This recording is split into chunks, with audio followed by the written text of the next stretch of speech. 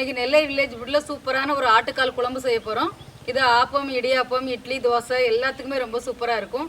அதுவும் இந்த ஆட்டுக்கால் குழம்பு வந்து மண் சட்டியில விறகடுப்புல செய்யும்போது அதோட டேஸ்ட் வந்து ரொம்ப சூப்பரா இருக்கும். வாங்க இன்னைக்கு எப்படி செய்யறதுன்னு பார்க்கலாம்.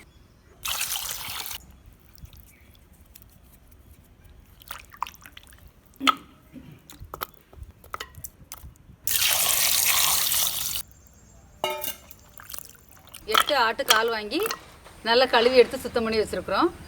இப்போ அரைக்கிறதுக்கு தேவையான பொருட்கள் என்னன்னு சொல்லிடுறேன். 10 பல் பூண்டு, ஒரு விரல் நீள துண்டு இஞ்சி, ஒரு அரை ஸ்பூன் சோம்பு, 2 துண்டு பட்டை, ஒரு அன்னாச்சிப்பூ, ஒரு பிரிஞ்சி இலை, 4 கிராம்பு, 2 ஏலக்காய், ஒரு ஜாதி பத்திரி. இவ்வளவு வந்து நம்ம ஒன்றா கொஞ்சம் குறகுறப்பா அரைச்சி எடுத்துக்கலாம்.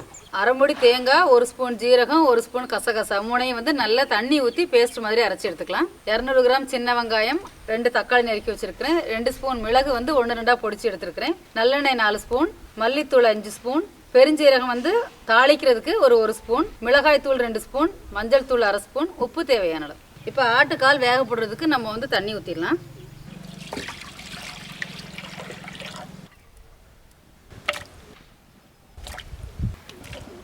இப்போ நான் வந்து அரைச்சி வச்சிருக்கக்கூடிய இஞ்சி பூண்டு அந்த பட்டை சோம்பு பேஸ்ட் வந்து கொஞ்சம் போடுறேன் வேகிறதுக்காக. கொஞ்சம் போட்டு வேக வச்சிங்கன்னா நல்ல வாசனையாக இருக்கும். உரிச்சு வச்சிருக்கிறதுல ஒரு 10 சின்ன வெங்காயம் போடுறேன் வேகிறதுக்காக. மஞ்சள் தூள், உப்பு, இதெல்லாம் ஒன்றா சேர்த்து நல்லா வேக போடலாம். நான் வந்து இது விறகடுப்பு அப்படின்றதுனால ஒரு அரை மணி நேரமாவது ஆகும் இது வேகிறதுக்கு. மெதுவாக தான் இது வேகும். இதே நீங்கள் வந்து குக்கரில் போட்டிங்கன்னா ஒரு 6-7 விசில் விட்டிங்கன்னா வெந்துடும். வேக வச்சு எடுத்துகிட்டு அதுக்கப்புறம் நம்ம குழம்பு தாளிச்சிக்கலாம். இந்த ஆட்டுக்கால் வந்து 3/4 மணி நேரம் வெந்திருக்கு விறகடுப்பு அப்படின்றதுனால. இது இப்போ நல்லா வெந்துருச்சு. இதை இறக்கி வச்சுட்டு இப்போ நம்ம குழம்பு கூட்டி வச்சிடலாம். சட்டி சூடாயிருச்சு. இப்போ நல்லெண்ணெய் ஊற்றுறேன். எண்ணெய் சூடாகட்டும். எண்ணெய் சூடாயிருச்சு. இப்போ நறுக்கி வச்சிருக்கக்கூடிய சின்ன வெங்காயம் இதில் சேர்த்துடலாம்.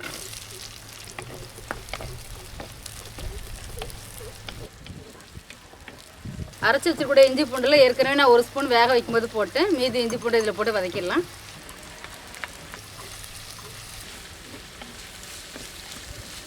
இப்போ வெங்காயம் இஞ்சி பூண்டு வந்து நல்லா வதங்கிருச்சு. இதோட பச்சை வாசனை நல்லா போயிடுச்சு.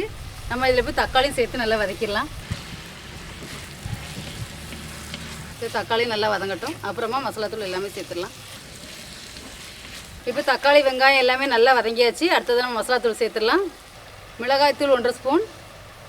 மிளகு வந்து கொஞ்சம் அதிகமாக போடுறதுனால காரம் கம்மியாக போட்டிருக்கிறேன்.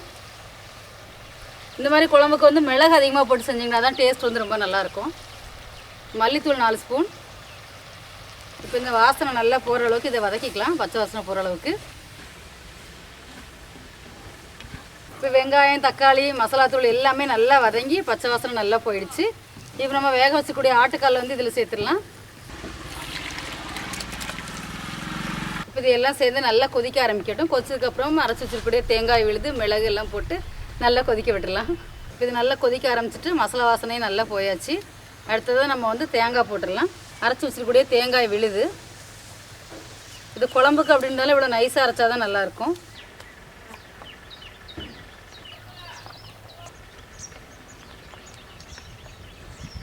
தேங்காய் போட்டு கொதிக்க ஆரம்பிச்சிருச்சு. அடுத்ததாக நம்ம வந்து பொடிச்சு வச்சுக்கூடிய மிளகு இதில் சேர்த்துடலாம்.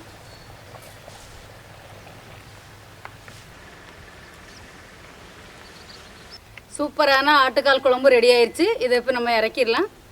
இறக்கிட்டு தாளித்து ஊற்றிடலாம். பார்க்குறதுக்கே ரொம்ப சூப்பராக இருக்குது. டேஸ்ட் ரொம்ப சூப்பராக இருக்குது. இறக்கிடலாம். இப்போ தாளிக்கிறதுக்கு நல்லெண்ணெய் ஊற்றிடலாம். எண்ணெய் சூடாகட்டும்.